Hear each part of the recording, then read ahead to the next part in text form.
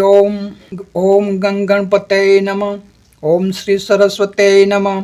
मित्रों, गीता ज्ञान गंगा चैनल में पधारेला सर्व भाविक भक्तों गीता ज्ञान सत्संग में स्वागत है। सौने जय श्री कृष्ण, जय माताजी, राम राम। मित्रों, आओ भगवान ना श्रीमुख थी निकळेली वाणी वक्ता स्वयं भगवान श्री कृष्ण श्रोता अर्जुन संवाद नामे गीता ग्रंथना श्लोकનું ગાન અને તેના અર્થનું રસપાન કરીએ।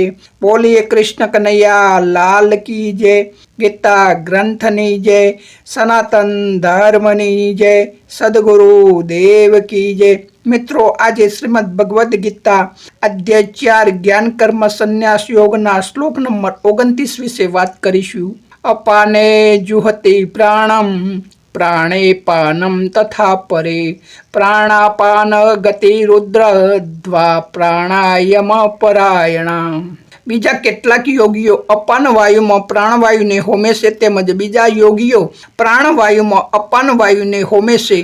मित्रों, वीडियो ने विस्तार थी जोईए। 28मा श्लोकना अर्थ ने अहीं यज्ञ एटले के सुकृत सारू कर्म जे उन्नतिना शिखरे लई जाय छे, मनुष्य जीवनना परम लक्ष्य मोक्ष मुक्ति तरफ लई जाय, 84 ना चक्कर थी छोड़ावे ते दिशाना पुरुषार्थ ने श्रीमद भगवद गीताना प्रवक्ता भगवान श्री कृष्ण यज्ञ कहे छे। तेथी अलग अलग पद्धतिओ, अलग अलग साधनों, अलग अलग जोया पछी यज्ञ विषे माहिती आपणे आगळ जोई। अहीं प्राणायाम एटले के श्वासोश्वास यज्ञ विषे बात करे छे, तेनुं पण आगवुं विज्ञान छे। सृष्टि एटले के जगत अने व्यष्टि एटले के शरीर, आ समष्टिमांथी जे वायु आवे छे, जे बे नाकथी श्वास लईए छीए तेने प्राण कहे छे। प्राण एटले के जीवन। मित्रों, अन्न विना शायद जीवी शकाय। दाखला पण छे, दूध उपर, फळ उपर, वनस्पतिना मूळ अने पान उपर पण जीवन जीववाना दाखला संभळाय छे। अने पहेलाना समयमां तो हजारों वर्षो सुधी माणसो जीवता हता, ऋषि मुनिओ ते रीते जीवन जीवता हता। परंतु प्राण, हवा, पवन, वायु जे नाम कहो तेना सिवाय 1 मिनिट पण सामान्य माणस माटे जीवવું शक्य નથી। તેથી જ મિત્રો, આ प्राण એટલે છોડીએ। आ प्राण एटले के श्वास तमे न लो अथवा न छोड़ो तो प्राण रूंधवाथी तरत मृत्यु पण थई शके छे। अने योगीओ योगिक क्रियाना अभ्यासथी आ प्राण लेवानो अने प्राण छोड़वानो समय लंबावी शके छे अने मृत्यु पण विजय मेळववाना दाखला संसारमां पहेला हता अने हाल पण क्योंक क्योंक हशे। जंगल, गिरी कंदरा, गिरनार, हिमालय अवश्य जोवा मळे छे, कारण के त्यो प्राणवायु शुद्ध होय छे। तो हवे मित्रों, शरीर में नाक द्वारा आवेला श्वासोश्वास ने प्राण, अपान, समान, उदान अने व्यान आ पोच अने बीजा पोच पेटा प्राण, आम शरीर में 10 प्राण होय छे। बहारथी लीधेला श्वास द्वारा शरीर में આપણે प्राणवायु कहीए छीए, जेने ऑक्सीजन कहीए छीए। ए ऑक्सीजनना शरीरमां जुदा जुदा 10 प्राणोना नामे जुदा जुदा भाग पड़े छे अने शरीरमां तेना द्वारा जुदी जुदी क्रियाओ थाय छे। पाचन क्रिया, रुधिराभिसरण क्रिया, श्वासोश्वासनी क्रिया, आ दरेक क्रियानुं संचालन प्राणो करे छे। अने प्राणने આપણે ऑक्सीजन कहीए छीए, जे नाक द्वारा लईए छीए अने गुदा द्वारा अपान वायु छोड़ीए छीए, जेने कार्बन डाइऑक्साइड कहीए छीए विज्ञाननी भाषामां। आध्यात्मिक भाषामां तेने श्वास लेवानी प्रक्रियामां मळता वायुने प्राण अने उश्वास द्वारा निकळता वायुने अपान कहे छे। અહીં यज्ञ करवानी वात छे।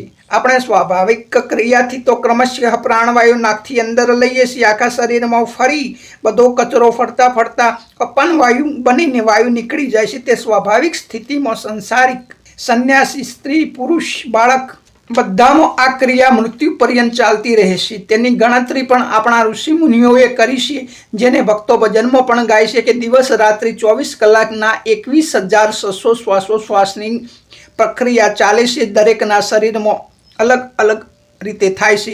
तो मित्रों, आध्यात्मिक गुरुमुखी माणसो जाणे छे के शरीरનું आयुष्य વધાર वर्षों पर निर्धारित नहीं, परंतु श्वासोश्वासनी गति उपर, गणतरी उपर निर्धारित है। जेम पहलाना फोनमां मिनिटનું બેલેન્સ આવતું કે 300 રૂપિયાનું રિચાર્જ કરાવો તો આટલા કલાક ચાલે, તેના ઉપર બેલેન્સ કરવાથી કેટલા દિવસ ચાલે તેની ચિંતા રહેતી, કારણ કે જો આખો કલાક વાત ચાલે તો જલ્દી રિચાર્જ કરાવવું પડે અને 2-5 મિનિટ ચાલે તો લોબુ ચાલે.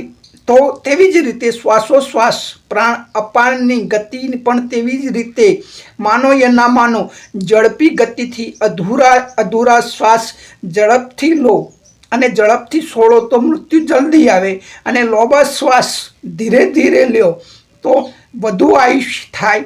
અને વિજ્ઞાને પણ આ સાબિત કર્યું છે. જાપાનવાળા લોકો વધુ જીવે છે કારણ કે તે લાંબો શ્વાસ અને આખો શ્વાસ લેશે. શ્વાસ ટૂંકા લઈ તે વેડપતા નથી. તો તેનાથી પણ આગળ યોગિક પદ્ધતિથી યોગીઓની વાત જ અલગ છે કે શ્વાસ લેવો તમારા હાથની વાત નથી, પરંતુ શ્વાસ છોડવો, આખો લઈ શ્વાસ છોડવો, વધુ સમય રોકી રાખવો તે તમારા હાથની વાત છે. થોડી ઘણો અભ્યાસ કરો તો એક જ દિવસમાં ના થાય, પરંતુ અભ્યાસ કરો તો લોબા ગાળેલા પ્રોસેસ છે, પણ તો 100% સફળ થવાય જ, અને 100% સાચી વાત છે. તો દરરોજ દિવસ રાત્રિના 21,600 શ્વાસોશ્વાસ ખર્ચાય છે. તો દરરોજ ઉપરનામાંથી આપણે 600 શ્વાસ બચાવીએ આ ધીરે ધીરે લઈને, તો બેલેન્સ વધે, એમ આયુષ્ય વધે. જે કાર્યો દ્વારા શ્વાસોશ્વાસ વધુ ખર્ચાય છે તેવા કાર્યો ઓછા કરીએ, અને લાંબો શ્વાસ લેવો, અડધી મિનિટ રોકવો, છોડી દેવો, આમ ધીરે ધીરે આદત પાડતા શ્વાસોશ્વાસ 1000 પણ બચાવી શકો છો ખોટા વ્યય થતા. તો વ્યય ન થાય. લાંબુ ફરવું, દોડવું, આ બધાથી શ્વાસોશ્વાસ વધુ વપરાય છે. શાંતિથી બેસો તો પ્રાણ અપાન શાંત થશે. આવી રીતે પણ યોગીઓ શ્વાસોશ્વાસ બચાવી હજારો વર્ષ આયુષ્ય વધારે છે અને સદાને માટે યુવાન પણ રહેશે. દક્ષિણ ભારતના જ્ઞાનદેવના શિષ્ય ચોગદેવ 100 વર્ષ જીવ્યા હતા. 14 વખત મૃત્યુને પાછું ઠેલ્યું હતું. મૃત્યુ આવતા એટલે શ્વાસોશ્વાસ વધારી સમાધિમાં બેસી જતા. આવી પણ શાસ્ત્રોમાં ઉલ્લેખ છે.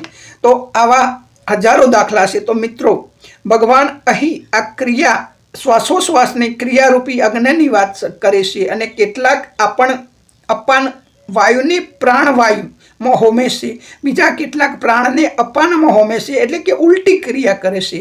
વધુ વિસ્તારથી મિત્રો આગળના શ્લોકમાં ભગવાન બતાવશે. તો સુધી સૌને જય શ્રી કૃષ્ણ, જય હિન્દ, જય ભારત.